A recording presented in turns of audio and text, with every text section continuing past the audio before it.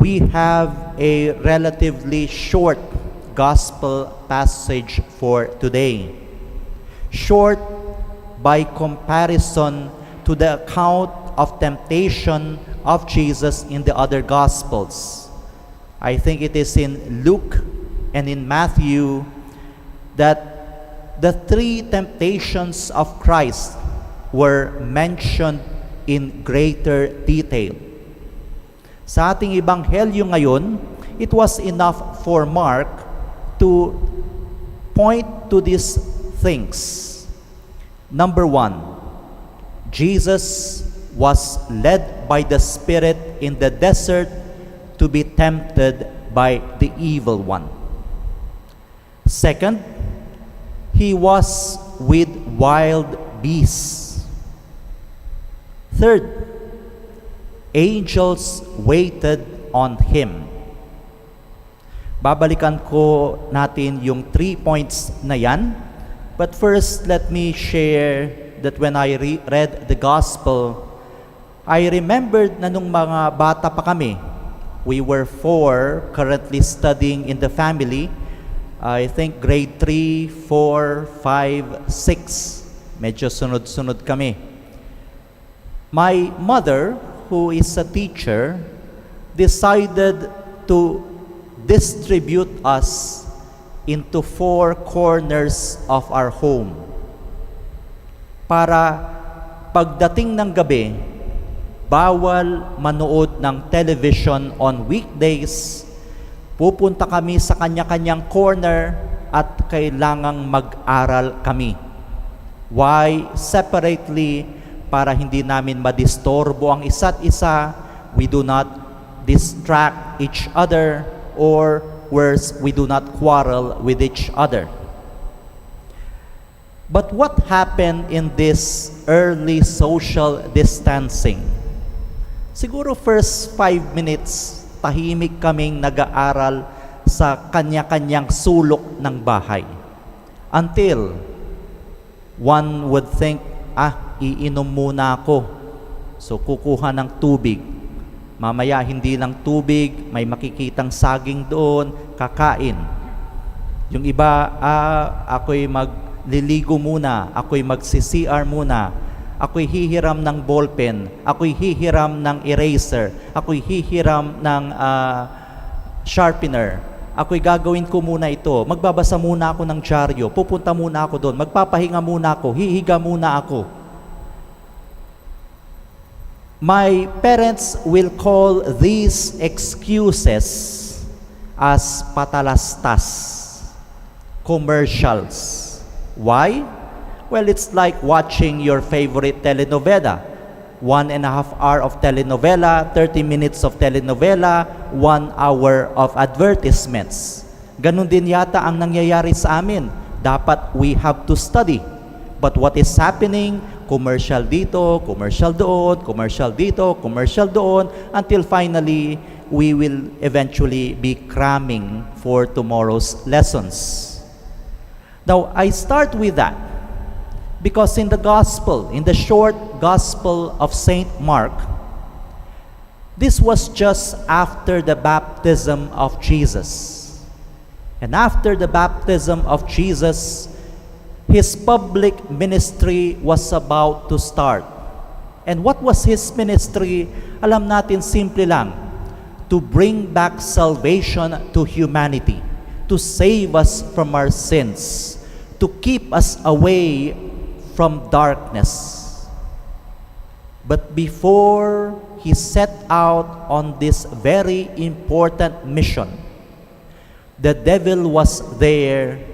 I think the right term was to derail him, to tempt him. Ito munang gawin natin. Why don't you consider this? Why don't you focus simply on yourself? Do not focus on your task at hand. Let us have a little segue. Medyo derailment muna tayo. But Jesus knew of his mission, and Jesus rejected the temptation of the evil one. If the Israelites listen to this gospel passage, they will immediately recall that this was not the first time that the devil is trying to derail someone, to keep someone away from God. In fact, the first moment when the devil was quite successful in keeping humanity away from God happened in Genesis. In Genesis, God created everything and it was good. And notice, the wild beasts, yung mga leon, yung mga tigre, yung mga agila, they came to Eden para ibigay ni Adan kung ano ang itatawag sa kanila. There was harmony in the Garden of Eden. The wild beasts and man together with his wife Eve, until the evil one in the form of a serpent tempted them. Sounds familiar. And the serpent was successful in derailing, keeping them away from the original plan of God. So nagkasala si Adan at saka si Eva. Anong nangyari? There was enmity between man, woman, and the serpent. There was suffering. There was sin. There was disobedience to God. So the Israelites, in listening to the account of Mark, will remember Eden. But this time, this Eden, the new Eden, Jesus Christ, was successful in resisting the temptation once again of the serpent or of the evil one. He did not give in to temptation. So anong nangyari? Nung hindi nag-succumb sa temptation ang ating Panginoon. As I have said in the beginning of the Mass, it was one of the first of many victories of Jesus against darkness, against sin, against death, against the evil one. He was now with the wild beasts. Huwag kayong mag-alala. Hindi sinasaktan ng ating Panginoon because He did not give in to temptation. The picture that Mark paints to his listeners is once again the renewal of paradise. The Son of Man, Jesus, was ministered by the angels along with the wild beasts. And this is the start of bringing humanity back to the original plan of God. Now in this picture, Mark is not telling us, the church is not telling us na resist temptation and look for a snake, look for a lion, and try to be with the lion or the snake. No, that is too literal an interpretation of the gospel. But at the beginning of Lent, and in this gospel passage, Mark invites us to look into derailment. Tagalog is discarril. May track yung train. Hindi pwedeng lumabas dun sa track. Pag nag-discarril, ibig sabihin, you are out of focus. You are out of the journey. The gospel in the beginning of Lent invites us to what may derail us, what may keep us away from meaningful life, from God's original purpose, from our vocation in life. Yes, there are big temptations And these temptations can radically derail us. Pagnanakaw, pagpatay sa tao, a rejection of the Ten Commandments, these are the big temptations.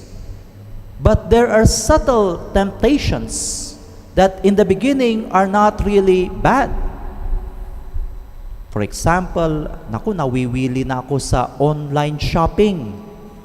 Araw-araw na lang, basketball ginagawa ko. Maganda yun, exercise. But I have some things to do. I have a focus in life. I have things to accomplish. Napapasarap yata yung chismis ko. Napaparami yata yung gadgets ko.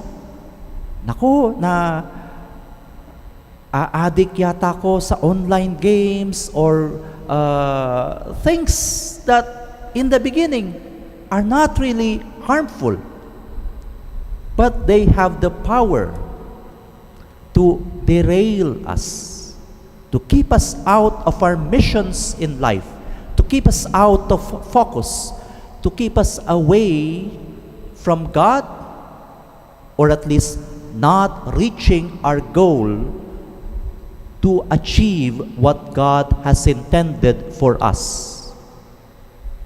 And so, dear friends, the gospel reminds us that the devil, as he has always been, is cunning. Matalino.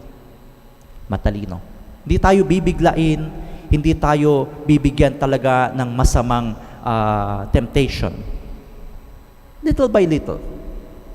Sharpener, inom muna, magpahinga muna, until at the end of the day, we are already cramming into accomplishing what we in the first place should have been working on. Jesus was victorious against the temptation of the evil one. And Jesus encourages us, models for us, that we too at the beginning of Lent, magbawas-bawas muna ng chismis, magbawas-bawas muna ng too much of this and too much of that, and go back to our essential mission in life. What is that mission in life? That which makes our life meaningful, that which makes us relevant to others, that which allows us to participate in God's goodness, that which keeps us close to truth, that which keeps us according to the beauty of God's teaching, that which would make us remain to be sons and daughters of the Father. Again, there will be and there will always be derailment or an attempt to allow us to lose focus in life. Jesus and the church in this season brings us back to that focus, to that direction, to our vocation, to what we must understand and live out as meaningful lives. We came from God. We belong to God. The gospel reminds us we ought always to remain in the loving embrace, teaching, and actions of God. Let us all stand.